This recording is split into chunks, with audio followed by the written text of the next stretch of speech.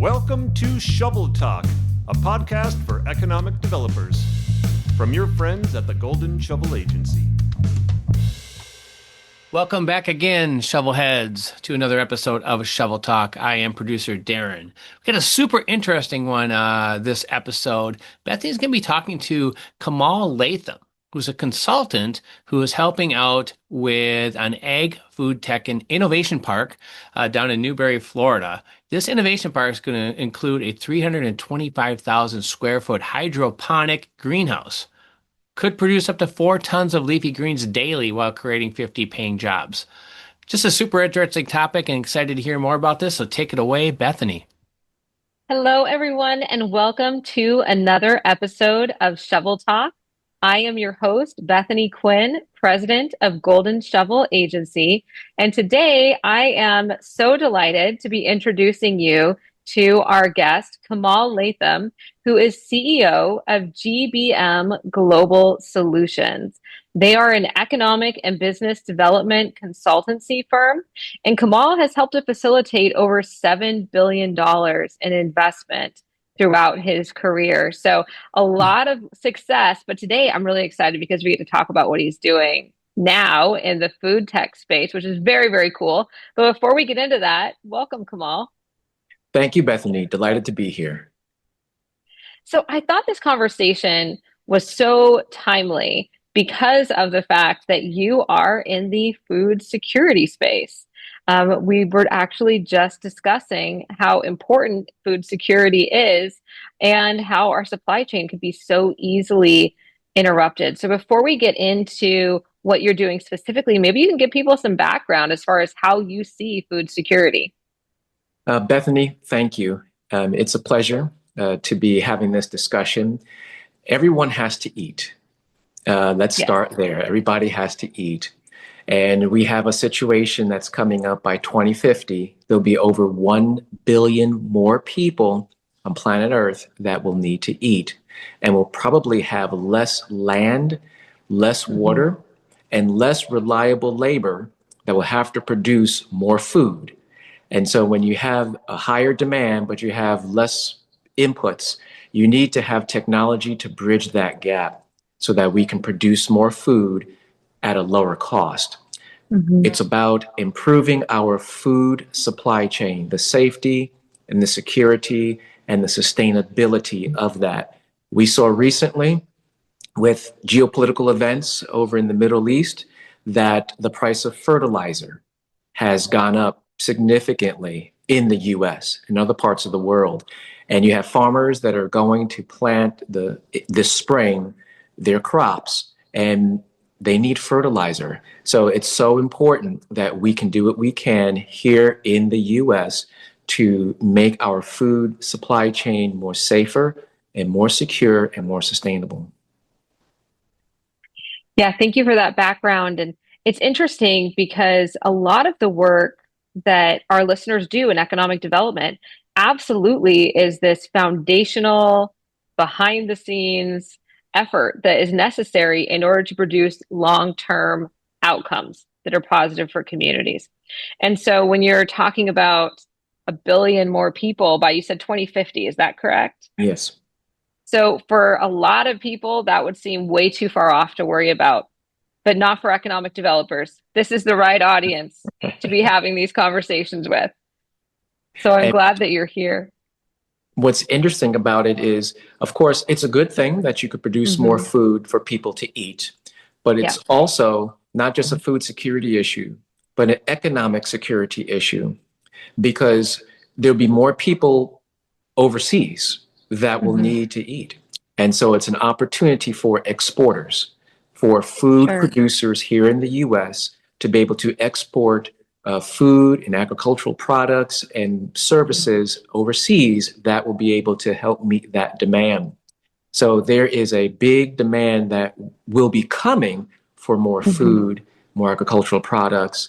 And so it does create an economic security opportunity for American companies. Yeah, and we didn't go into your whole bio because I prefer to kind of tease it out a little bit.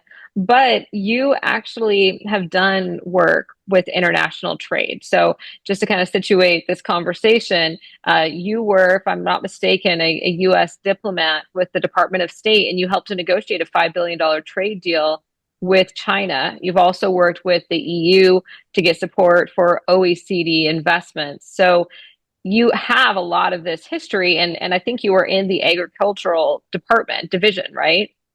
Yes. So It, when you were negotiating those trade deals before, I'm assuming that was to get more of our agricultural products exported. Is that correct? I was involved in a number of different sectors. It Hmm. was aviation and aerospace primarily, but I also was involved in agriculture. I did a short assignment with the U.S. Department of State in the Agricultural Trade Office, and there was a situation dealing with the U.S. and the EU when mad cow disease broke out, 20 plus years ago, and it created an opportunity for potential more exports from the US to the EU. And you have geopolitical events that will always occur. Something will break out, and then you need to replace something, and that can create an opportunity for something. The key thing is planning. We have to be well positioned, and that comes with a plan. And that's where economic developers come in. We come in to be able to make a strategic plan so that we can make communities and regions and states more resilient. So when these shocks occur, that we're in a better position to be able to handle them as communities and regions. Yeah, very well said. And I think what's, again, so interesting is you're talking about the fact that if we can create a plan and invest in this infrastructure now, we know there's going to be a need, but potentially the need could be much larger than we realize because of incidences like what you just described. No, Yes. that's great. So I wanted to ask you an interesting question as far as one of the things that we encourage our clients to do is to lean into what makes their communities unique. And I was hoping you could tell us more about what's happening in Newberry because they have an AgFood Tech Innovation Park, and that in and of itself is incredibly rare and unique. So please tell us about this story. It's a wonderful story. And through my consultancy, GBM Global Solutions, we were brought on board to help the city of Newberry realize this vision that they have to create an agriculture and food technology innovation park. The city of Newberry is in north central Florida. It's about 2.5 hours north of Orlando, and it is close to the city of Gainesville, where the University of Florida has its main campus. And so around 2015, the residents of the city of Newberry, they came together in a meeting. The city government wanted to get feedback from residents about how can we look at growing our economy. And there were residents who said, can we look at how we can leverage our history, heritage, and culture to grow jobs and create opportunity? And that culture was agriculture. Bethany, the longest running watermelon festival in the United States continuously is in the city of Newberry in North Central Oh, Florida. wow. Hey, I Yes, love yes. watermelon. Great watermelon that they have at the festivals. Red watermelon, yellow watermelon, delicious. They even have Nice. a seed spitting contest. But anyway. That's hilarious. And so the residents said, let's grow our economy with agriculture. And the city said, yes, that's a great idea. And so that's where the vision was birthed about 2015. And there's a collaboration with the University of Florida's Ag School. It's called IFAS, the Institute for Food and Agricultural Sciences, one of the top ag schools in the nation. And so in 2021, their extension office for this county that we are in, Alachua County, moved out to the city of Newberry, and that put the project back on the front burner. They brought my company on in 2022 to help move it forward. So we pulled together stakeholders. That was the number one thing that really helped move it forward, was getting champions in the community and in the region to come together to look at how we can grow a economic base with agriculture technology. And so that was the launch of that vision. And we had some really great announcements for our first private sector company that has come in last year. And it really has created a groundswell of interest and movement here in this area. I think that's so interesting because with Golden Shovel's work, we do a lot of stakeholder engagement.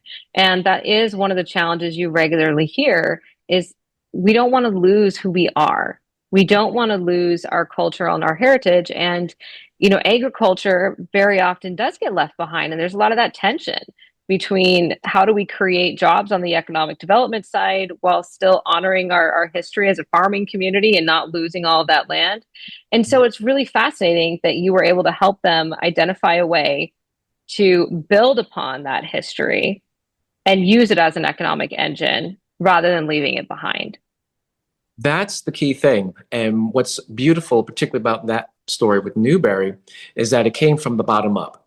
The citizens said, this is what we want to see. And then the city government was responsive to that. And they had some technical engineering consultants come in and look at different sites, and they identified a site. And in the wisdom of the city, they did infrastructure. They ran water and sewer and made sure there was infrastructure that went to that site because it was outside of the downtown area. And they wanted to make sure that they were planning for the future. Infrastructure is key. And so they had the site identified. They brought the utilities out there. University of Florida put an office out there. And then I came in and said, okay, we already have something on the table. Let's build this. And so I helped put together a consortium of over a dozen different entities, which included the University of Florida's Ag School, our local state college, International Fresh Produce Association, the Florida Agritourism Association, Florida Business Incubation Association, Florida Feed Association, several ag tech companies, local chambers of commerce came together, and they provided insights and feedback and support for this effort to really create jobs and opportunities that were connected with agriculture. It's about modernizing agriculture and also helping to save the family farm as well. Yeah, absolutely. And you mentioned a business that came in, and that was Harvest Singularity, correct? Yes. So just for people listening, I wanted to point out the fact that this can actually create high-paying jobs because their average wage is $91,000, right? That's a very high-wage position. Yes, indeed. So last November, as the fruit of several years of doing the stakeholder development and building relationships and connections, we got a call, it was about a year ago, from our regional chamber of commerce here, the Greater Gainesville Chamber, which is the economic development organization for this part of Florida. And the economic development person called me and said, hey, Kamal, there's a guy who's trying to build some greenhouses and grow some food. Maybe that might be of interest to Newberry because we've been part of the meetings and we've seen the work that is happening. And so that was a lead that came in. I contacted the CEO of the company, and he came up and looked at the site, looked at the fact that University's Ag School had an office there, and we had a nice conversation. I said, really want to consider this area. I think this would be the best area for your project. Sure. And then 8 months later, last November, we had the announcement, a $66 million investment to do a 325,000 square foot industrial hydroponic greenhouse that will grow up to 4 tons of leafy greens every day. Kale, arugula. Did you say every day? Every day, up to 4 tons daily. Oh my goodness. Yes, that's a lot of food. But I had to stop you right there because that is 4 tons. Okay, that is a lot of food every day. My goodness. Okay, go on. Yes. And that's 20 to 26 harvests every year. And because they're using an industrial hydroponic greenhouse, it's It's controlled environment agriculture. And so it's a big building and it'll be sealed and they will have complete control of what's happening on the inside. So the company said that they're not using any pesticides, no herbicides, no fungicides. They use 95% less water, 95% less land than traditional agriculture. We do need traditional agriculture. It is absolutely necessary. But when you have a lot of these extreme weather type of dynamics and you have to make sure that you can create environments that you can really have as much control as possible. And so they'll be producing this food. It's using a technology that is from the Netherlands. The Netherlands is the second largest exporter of agricultural products in the world after the United States on a dollar value basis. And they're only about the size of maybe Maryland. It's small compared to the US, but they've mastered controlled environment agriculture. They grow so many things in the greenhouses.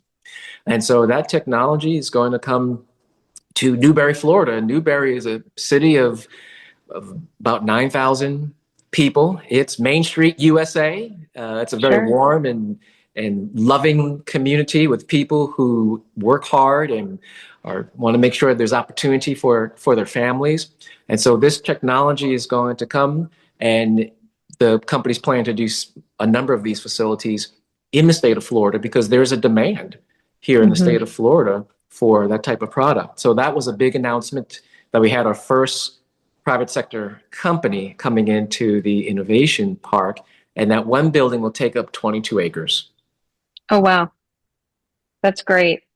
And what a fantastic story. And thank you for sharing that example because, again, it's a real life example of how we can build upon agricultural heritage throughout the country and bring in projects that actually create high wage jobs and still are in this space. So that's really a fantastic story. Now, I know that you were able to secure a lot of support for this project, which is always so important for economic development. You talked about the consortium you built and the role that the university played, but I know that you were also able to secure some grant funding to help make this possible. So maybe you could tell us a little more about that. Yes.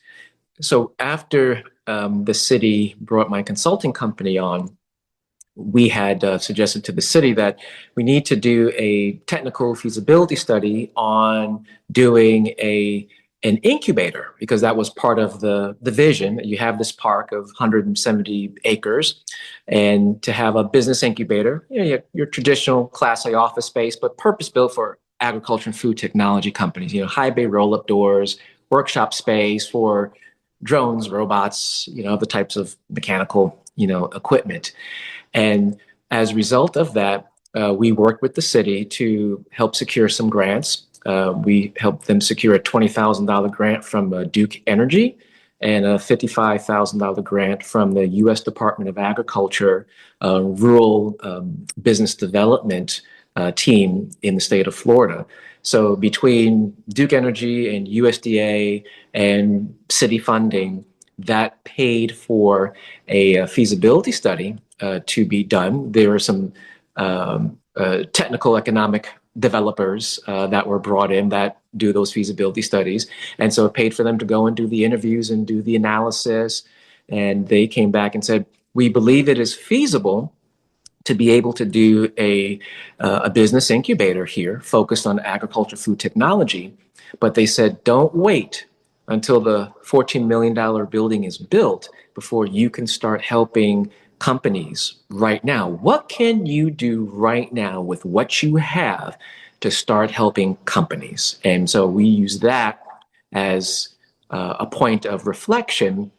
And then I thought to myself, it would be great to start an accelerator program, and we could do a hybrid session and have mostly online and be able to try to help companies. And that's something that I said, well, let's take that on. And so it was a private sector initiative that spun out of this overall project to create an accelerator program, which is helping these early stage entrepreneurs, these are small businesses, to be able to take root and grow. Take root. I like that. That's perfect. We're talking about agriculture. No, that's fantastic. So what's interesting is that with this accelerator program, not only will you be able to provide those resources, but they're actually going to see the emergence of this very large company in a sense, which I think is always inspirational. And then with the university having an office there, is there going to be programming that the university provides as well for these entrepreneurs? The university has an extension office there in Newberry, and they do provide some programming for local farmers in helping them with their marketing and websites. So there's already some activity that the university does.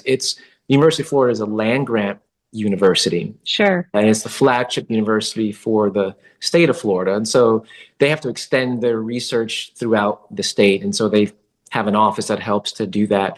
And they have been great collaborators because there's so much research that's happening there at the University of Florida. And so the thinking with the accelerator was, let's pull together people who have expertise and background in different areas and have them connect with entrepreneurs in the agriculture and food technology space so that they can get the connections and clarity that they need to be able to grow their business. And so we have speakers from the University of Florida, their Innovate Accelerate arm, because they have a great history of accelerating and incubating companies. And so they're guest speakers, for the accelerator. And we have a number of different entities that are helping to provide that insight. Because at the end of the day, Bethany, as you know, startup companies, all companies, they need at least two things. They need customers and they need capital. You boil down all the different frameworks and the principles and everything, and you need customers and capital. And your capital is either going to come from your customers, you've pre-sold product, or it's going to come from a debt capital provider, such as a bank or a credit union, or equity capital provider, such as an angel investor. To be able to better position yourself to pursue customers and pursue capital, you need connections and clarity. So that's specifically where the accelerator comes in, is helping provide those connections and the clarity by having workshops and mentorship. So the companies get to learn, how do I put together a pitch deck? How do I do pro forma financial projections? How do I pitch to angel investors? How do I pitch to venture capital firms? How do I grow my business? Those different type of topics.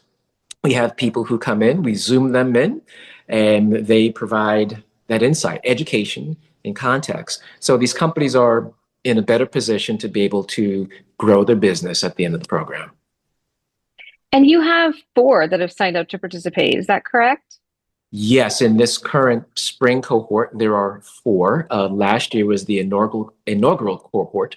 We had 2, and so it's still young and early on, but we've been very excited to see the level of interest, because there is a great need for trying to leverage technology to be able to reduce the time, cost, and complexity of planting and growing, harvesting, packaging, transporting, and selling food and agricultural products. And there's a lot of people with great ideas, but they need to be market tested and need to be validated. And you need to be able to get some context and insight to be able to grow your business, or decide that, there isn't what I thought it was, and you need a way just to exit out and move on to something else. But that's where getting advice, getting information, getting understanding, getting clarity can be very helpful. Yeah, absolutely. Now, why don't we talk a little bit more about Newberry and why Newberry is the right location for obviously the accelerator, but of course for the much larger project as well. Why Newberry? Yes, well, Newberry is here in North Central Florida, and North Central Florida is very much an agricultural heartland for the state of Florida. And so in this region, we have the University of Florida. Their agricultural school is one of the top ag schools in the nation, and they do a lot of research in agricultural science. And so the University of Florida is where Gatorade was birthed decades ago. So there's a big history here at the University of Florida for being able to help move those things that are innovated and developed in the lab and be able to move them to be commercialized. And so there was a Yeah, great that's a huge success story. So that was actually massive. invented in the labs at the university? Yes, Wow. Dr. Cade was working with the football team decades ago, and he Sure. noticed something, and then he put something together, and that's Gatorade. You know, because the mascot here at the University of Florida are the Gators, and so Sure. Dr. That makes Cade sense. and the Gators, Gatorade, and that was food technology when you boiled it all Right. down. But the whole point is that there was a person who noticed something and Mhm. realized, you know what, there's got to be something else other than just giving these guys water, you know, something to help give them what they need so they can better perform. So someone noticed something, did some investigation, and boom, it took off. So there's a big history at the University of Florida for being able to help develop technologies. And so what happened in the 1990s, there was a lot of development in cell and gene therapy research. Breakthroughs were coming out in the 1990s. University of Florida did a business incubator in a city 15 minutes outside of Gainesville, small rural city. And that biotech incubator has been ranked the number one in the world at least 3 times. Oh, It's wow. incubated 200 plus companies, and they've raised over $12 billion in capital. And it's been a great success. And they have a really developed innovation network at University of Florida Mhm. with 2 incubators, that they have. And so it's a great combined success. So what the university was able to do with a small rural community in Florida in biotechnology, we're looking at that as an inspiration for working with the university to do something with a small rural community in Florida for agriculture and food technology. So there's a great success story with biotech, Sure. and that was an inspiration about, let's see if we can do that with ag tech. And so that was part of the whole dynamic. And Newberry Mhm. has a lot of land that's available. The city put infrastructure, so it's shovel ready. So you can have Mhm. that golden shovel, Right. photo opportunity. And Designation, yes. exactly. And so they put in infrastructure. Then the government is very committed to wanting to grow the community and Mhm. having a very good system so that you can come in and you can apply and get your permits and get what you need to be able to move forward in an expeditious manner after a proper review by the city authorities. And there's a great transportation infrastructure that is here. We have Interstate 75, and we have a number of east-west state roads that cut through here. And because we are right in north central Florida, you can get to 6 hours north and you're in Atlanta, 6 hours south and you're in Miami. And so it's a real hub for the Mhm. southeastern part of the US. And so that's why really it makes Newberry a great location, because of the emphasis on agriculture, great transportation infrastructure and framework. And there are people who really just want to grow their economy without Mhm. losing the history and the heritage and culture, and being able to retain that small town charm and feel. Sure. I know it's really interesting because you have just stakeholders all up and down the chain, right, who are supporting this project. And that definitely, I'm sure, has contributed to its success. It's very interesting, though, what you said about the University of Florida already having a model, so to speak, of successful incubators. And I think that's something that our listeners could take away is that you can see what's worked nearby, even if it hasn't happened in your community yet, and you can use that for inspiration. Exactly. You look at what has worked, and then you can learn from the experience. And so Mhm. the University of Florida has been very successful with business incubation. And so they have seen companies that have succeeded and companies that have not succeeded. And so you can be able to learn what other communities, what other institutions have done. And then you can see, okay, what would be the best solution for my community?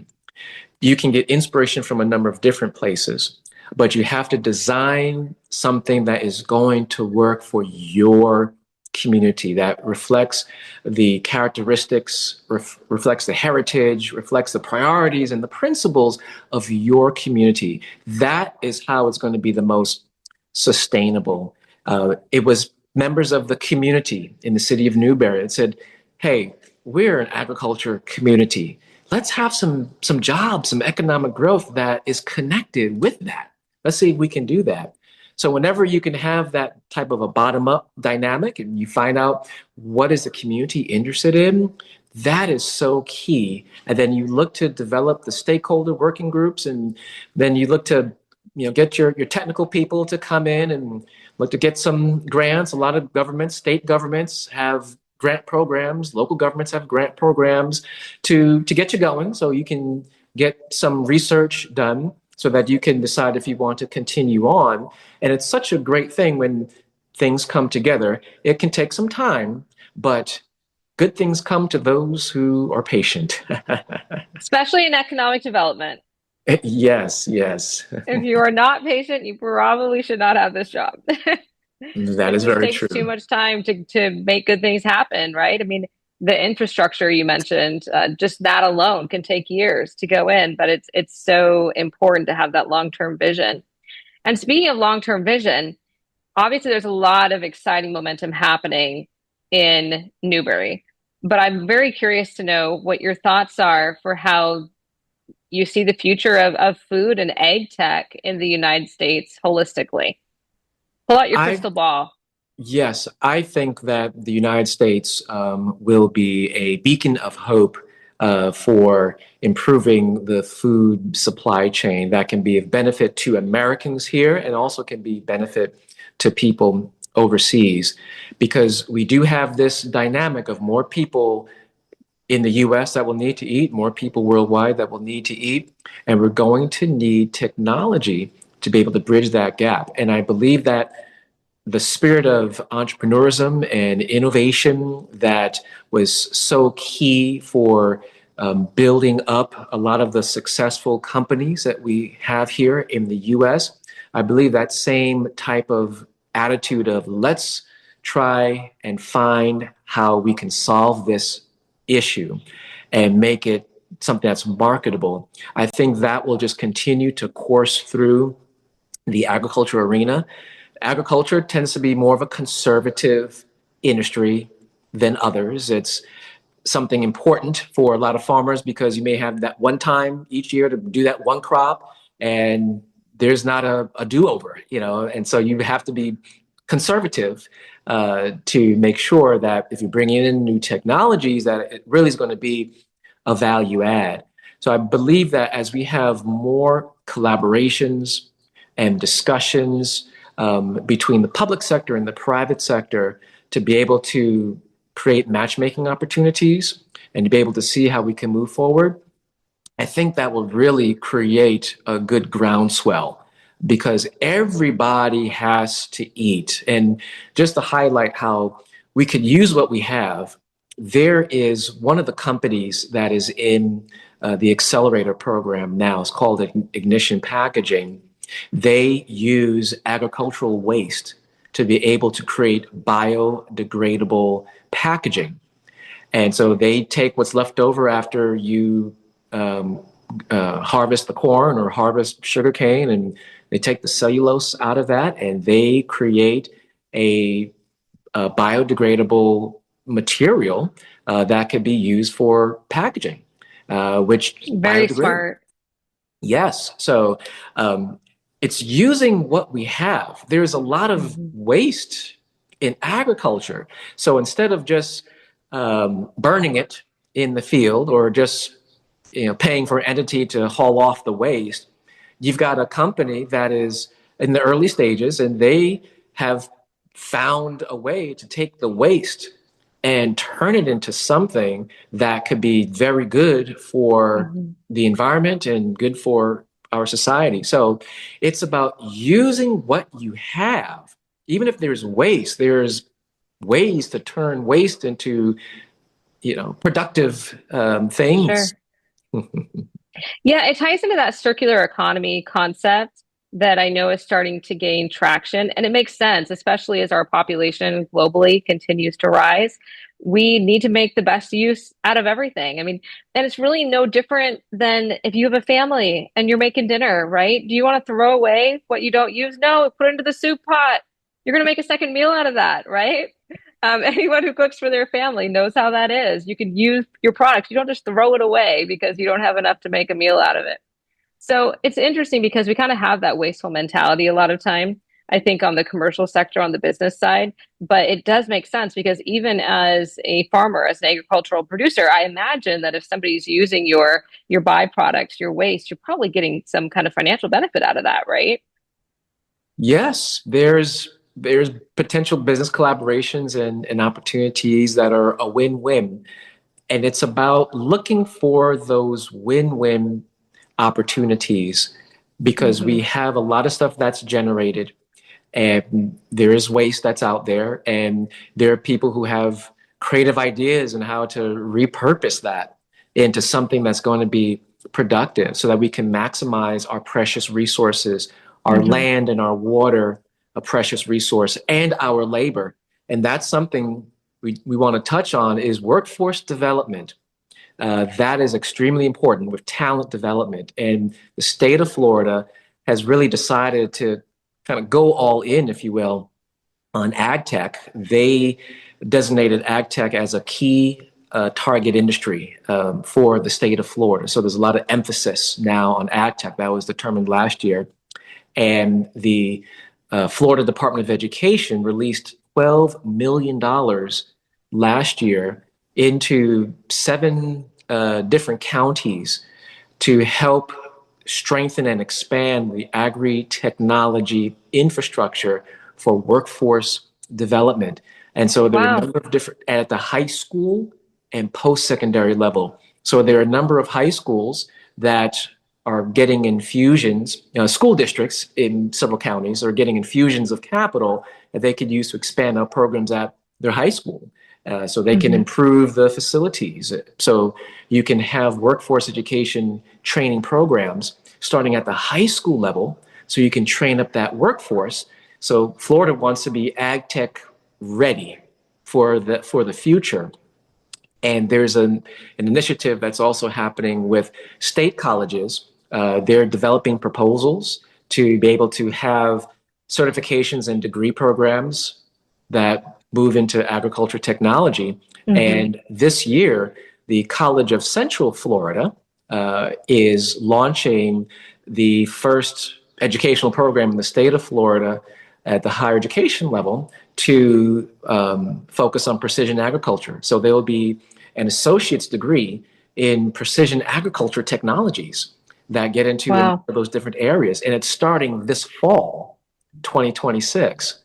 And so it's important because as the state, as different communities, as the city of Newberry looks to recruit companies here, they want to make sure that there's a workforce that specifically has been trained in these different areas.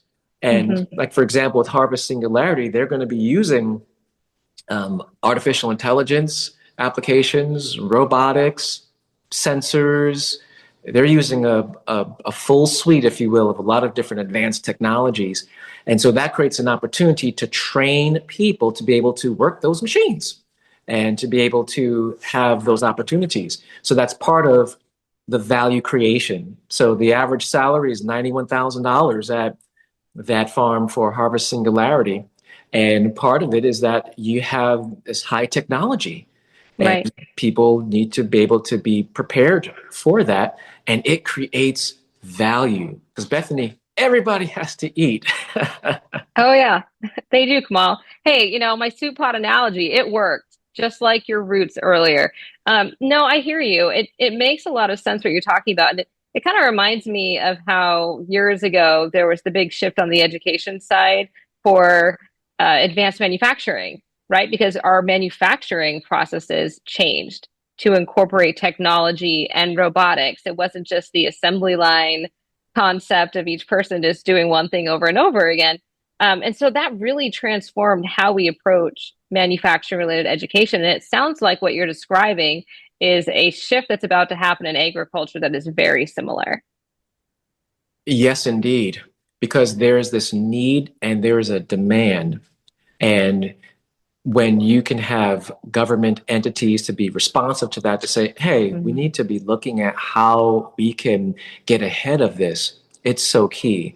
And there's a great collaboration and relationship between the state government and the institutions of higher education, and it just helps to facilitate the growth and the movement. The University of Florida, IFAS, the ag school I had mentioned, they really have a vision to make Florida really strong in agriculture technology. Agriculture is already the second largest industry in the state of Florida after tourism.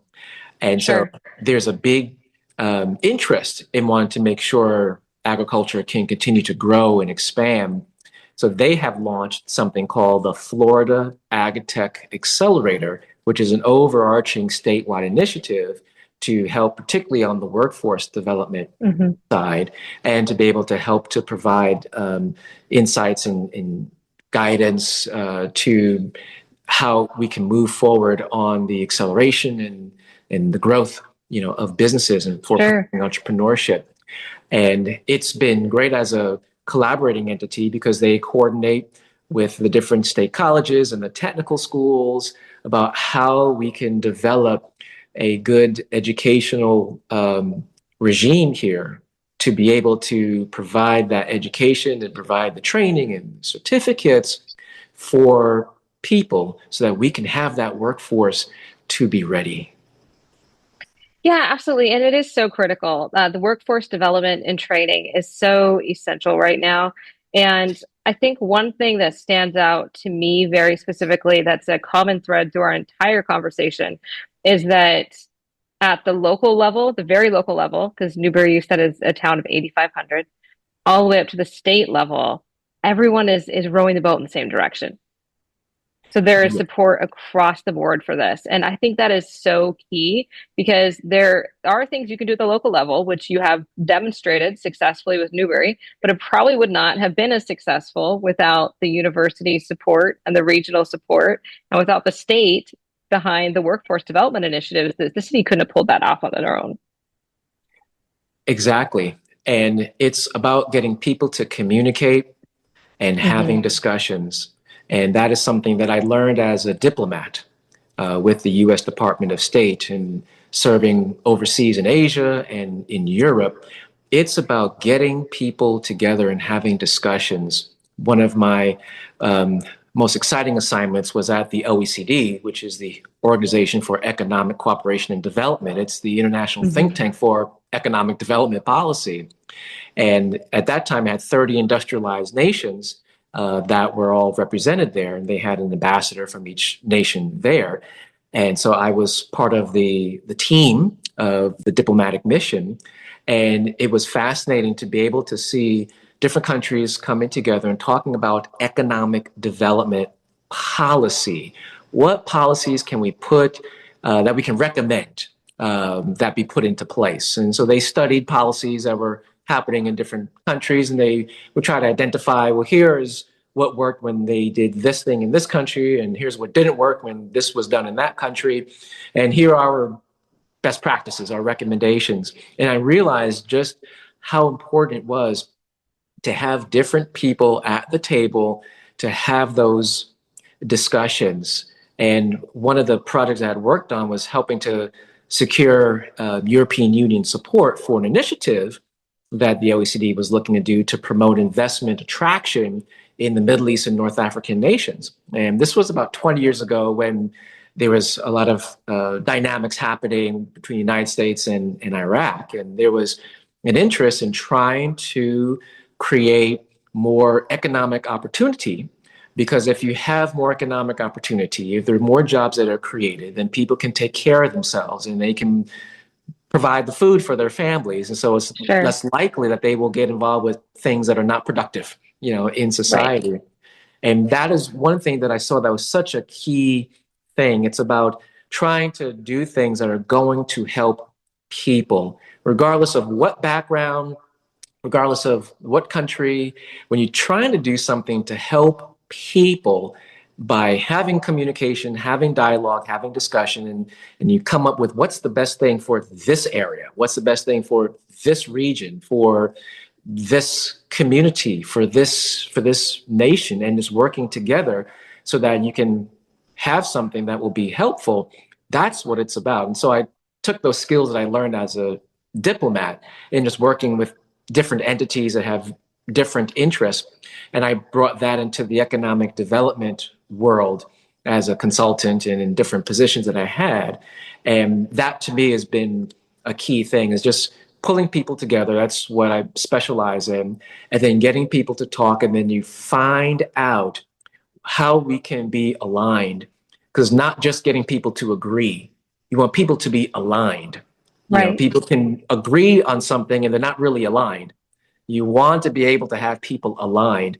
And when you have those discussions and you realize the different interests that are involved and what's driving one group or one entity, then you see what you can do to try to negotiate some approach, some resolution, some kind of a framework that everyone can be involved. And I've seen that really happen very well with the city of Newberry and the different strategic partners and stakeholders, and things are moving forward and we're able to have some good announcements. Yeah, absolutely. And you are right. There is definitely an element of diplomacy in economic development and bringing people together. So I think that your background made you uniquely situated to contribute successfully to this project. Now, Kamal, we are at a point in our podcast. We're going to be playing a game in a minute, and I don't think Nathan's prepped you for this, which is good, because we want you to be surprised. But before we do that, is there anything that you wanted to discuss today that we didn't have come up in conversation? One thing I want to highlight is that it's always important to keep in mind that we want to do things in economic development that can inspire the next generation. One of the best things, in my opinion, that happened when we had the press conference for the big announcement for the Harvard Singularity investment is that from Newberry High School, we worked with the teacher who is teaching the agriculture classes, and he brought students from FFA, which is known as Future Farmers of America. And these were high school students, and they're in their dress uniforms, and they were sitting there and they were watching a video about these robots, these machines that were moving seedlings around. And it was a preview of the type of technology that will be coming to Newberry. And that was one of the best parts of it, because you have young people that were interested in this field. And economic development, there are a number of different fields. And in this particular case, it was with agriculture. So you have young people who are interested in that, and they're seeing a company that's dealing with some high-tech dynamics, so that they could see, wow, there is a development of this, there is a modernization of this, and that may be something I want to pursue. I see there's more opportunities, Sure. to explore. And so that is what I would encourage economic developers, public sector, private sector, to always think about what you are doing is something that can be a model, something that can be an inspiration for young people, for the next generation of our workforce, the next generation of our business leaders, the next generation of public officials. So always keep that in mind, that you want to be able to try and inspire people to have hope for a better tomorrow. No, I love that. And you're right, it is so important. It's setting the vision and making sure people feel like they can be part of that vision and their life will benefit from it. So that's a fantastic example. Thank you for sharing. You're welcome. So, hey, in this portion of the podcast with our game, we play the shovel talk game, which means that I'm going to ask you a bunch of random questions that have absolutely nothing to do with what we've discussed today. And this helps everyone just get to know you better. but you have to answer as many as you can in 1 minute. So you can't think too hard. Okay. Yeah, I have my stopwatch out here. Are you ready? Yes. Okay. First car. First car? Oh. Yep. It was a Chrysler LeBaron. Favorite food? Oh, avocado salad. Best vacation ever? Oh, honeymoon in Australia on the Great Barrier Reef. Nice. Pineapple on pizza, yes or no? Yes. Okay, book you are reading right now. Oh, Leadership 101 by John Maxwell. All right. What's on your bucket list? Something on your bucket list. This year, I want to launch an angel investor network for agriculture technology startups. That's a good one. Yes. Okay, karaoke song. If you were going to go sing karaoke. Oh, my. I don't know. Don't Cry for Me, Argentina. If you were going to be a superhero, who would you be? Oh, my. Yes, Spider-Man. Spider-Man, nice. All right, so we're a little over time and you got through 8, but I'm going to ask you one more question anyway. What do you want to be remembered for? That I helped inspire people to have hope for a better tomorrow. I love it. Thank you so much, Kamal. That was fun. And it does help us to get to know you a little bit better, including the fact that, you would sing Don't Cry for Me, Argentina at a karaoke event. Good to know. Thank you, Bethany. And hey, would you give all of our listeners information on how they can learn more about this project in Newberry? Do you have a website or anything they can go to? You can go to the City of Newberry's website to learn about the project. You can also go straight to the website of the company. It's harvestsingularity.com. And there was a Forbes article that was done back in January, which highlighted the project and the accelerator program. And that's accessible at Forbes.com. Great. And then as far as reaching you, if people want to learn more about what you do or have additional conversation, should they find you on LinkedIn or how do you want them to reach out? I live on LinkedIn. People are welcome to reach out to me on LinkedIn. They could visit my website as well. It's gbmglobalsolutions.com. And my email address is kamal@gbmglobalsolutions.com. All right. Thank you so much, Kamal. We appreciate your being here today and so excited to just watch this project and ag tech innovation unfold both in Florida and throughout our country. Thank you, Bethany. Pleasure to be on this podcast.